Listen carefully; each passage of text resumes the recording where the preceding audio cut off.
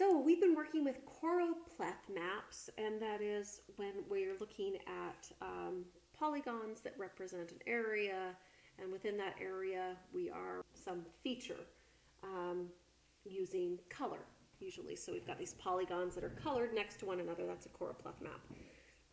And of course, in the bigger scheme of things, these are considered thematic maps. So in most cases, data should be normalized. Yes. You remember what normalized means? It means you divide it by another field, because in general, your polygons are going to be different sizes, and usually a bigger polygon is going to encompass more of whatever it is you're looking at. So otherwise, large polygons will often be higher because they encompass a larger area. Yes. Choropleth symbolization can promote false notions of homogeneity. And what that is that, so let's say we can use this map to make that statement. So when we see the census tracts here, and let's say we see something like this, and we know that this census block, that means that it's above average as far as it has fewer than average households in poverty. So we're like, that color means fewer than average households in poverty. But I happen to know there's like 3 trailer parks within here where we have more families in poverty.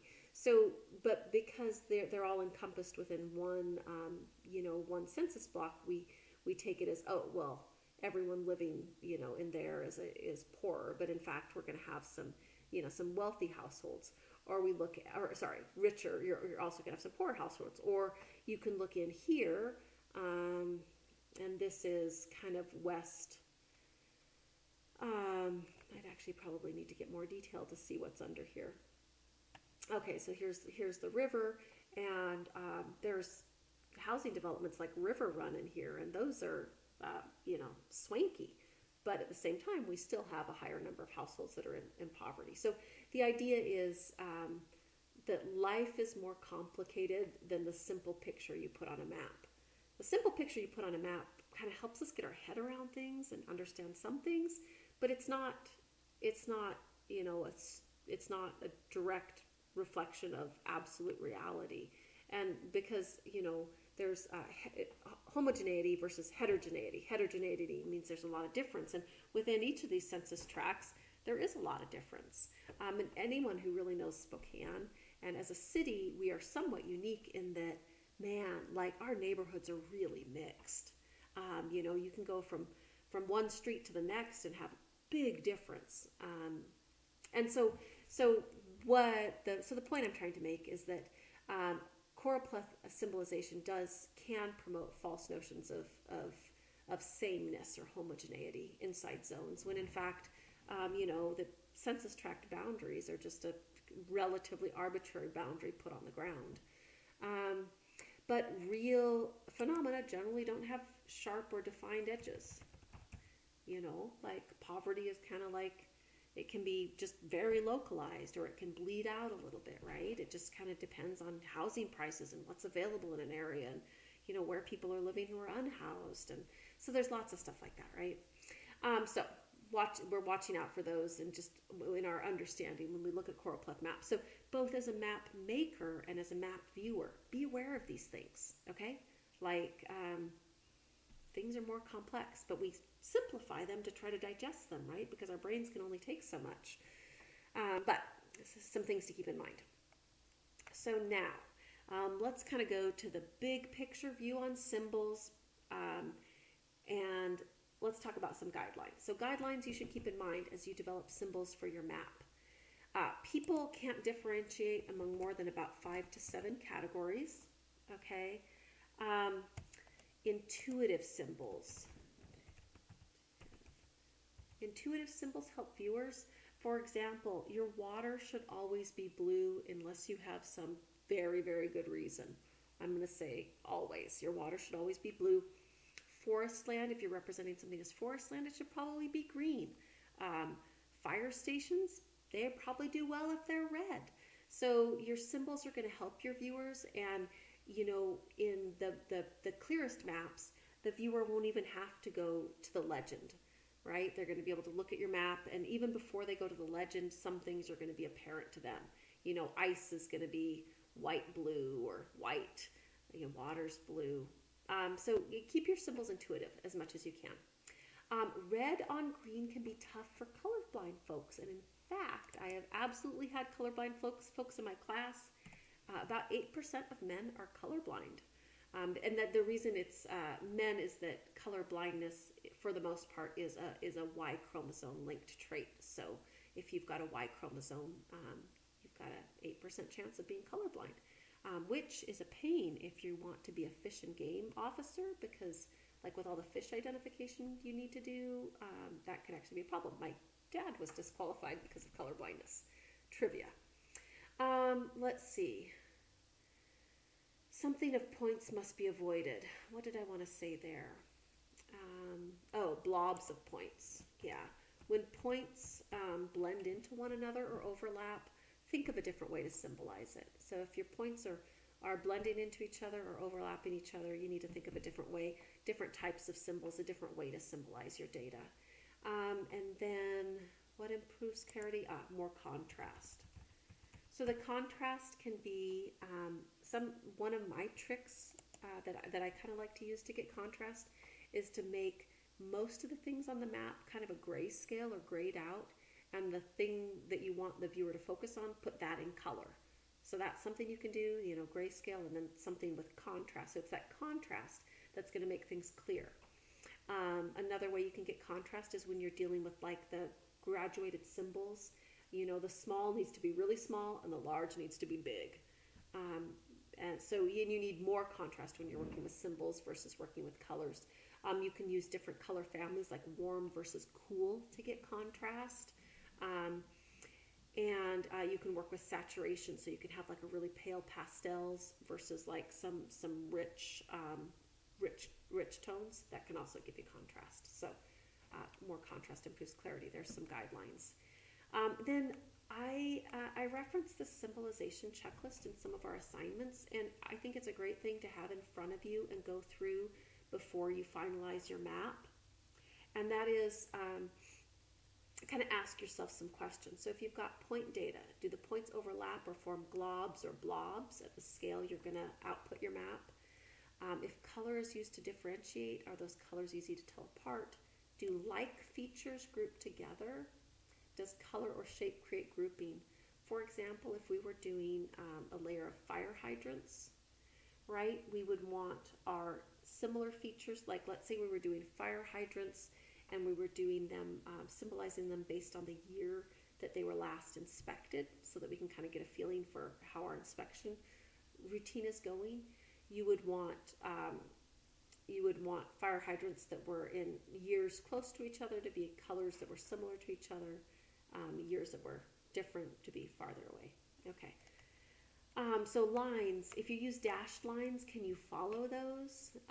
If the size differentiates between something with the lines, like let's say you're looking at sewer lines and you have different size for different types of sewer lines, that size on your map has to be different enough so that your eye can pick it up. If you're using different dashes to differentiate among lines, are they different enough to stand out to viewers? And then of course streams, are they blue? Is water blue? Oftentimes with polygons, I like to remove the outlines. Let's take a look at that here in a minute. And then let's also take a look at how to symbolize lines with dashes. Just make sure we're covering our bases here. So first off, sometimes I feel like the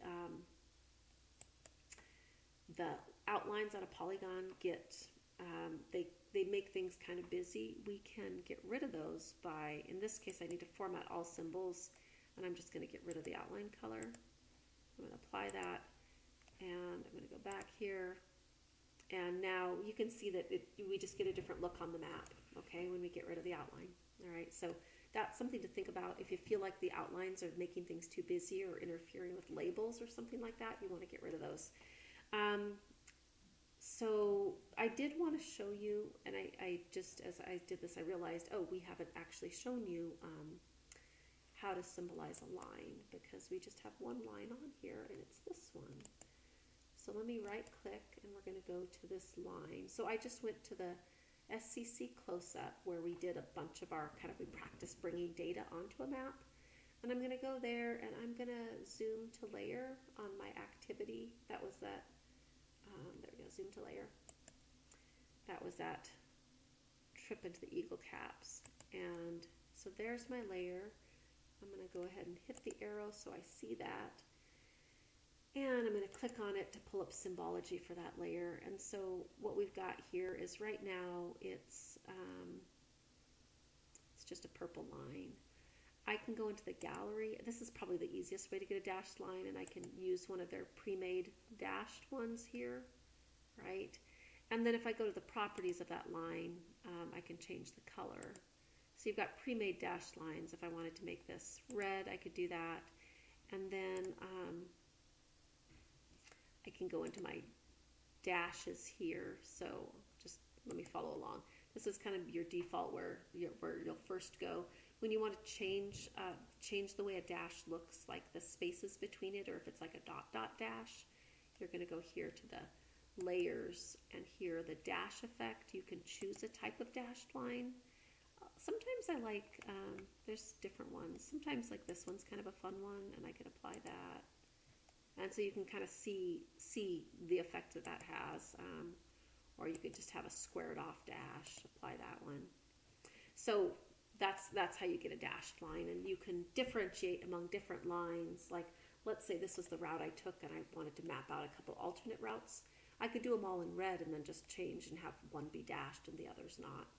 And then, so you can choose some things here, like if they're going to be rounded or squared off and that sort of thing. So that's where these options live.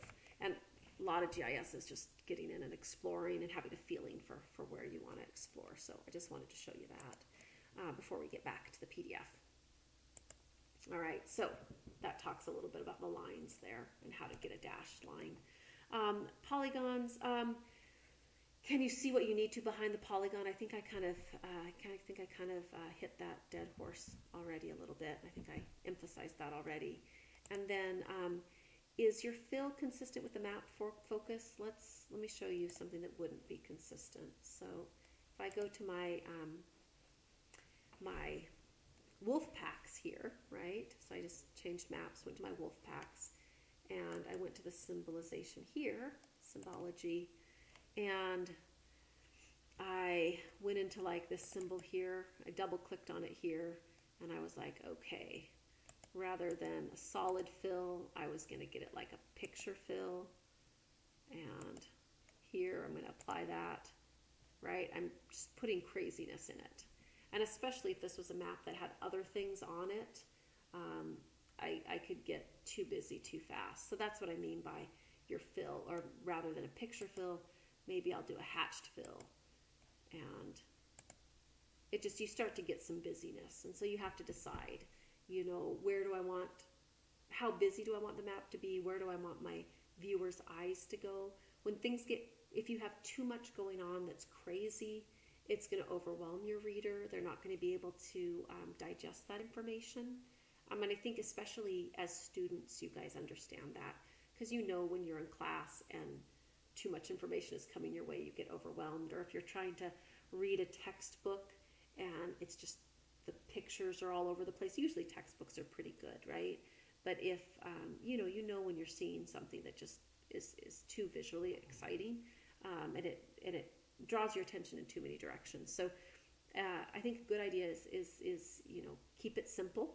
And if you have one thing that you really want to emphasize, yeah, sure, make that one thing crazy. Okay, so giving you design advice here. I talked a little bit about icons already, okay, and sometimes we are tempted to use icons. I have seen them used well, but you just, as soon as you go into icon land, you want to be really careful and very thoughtful, okay?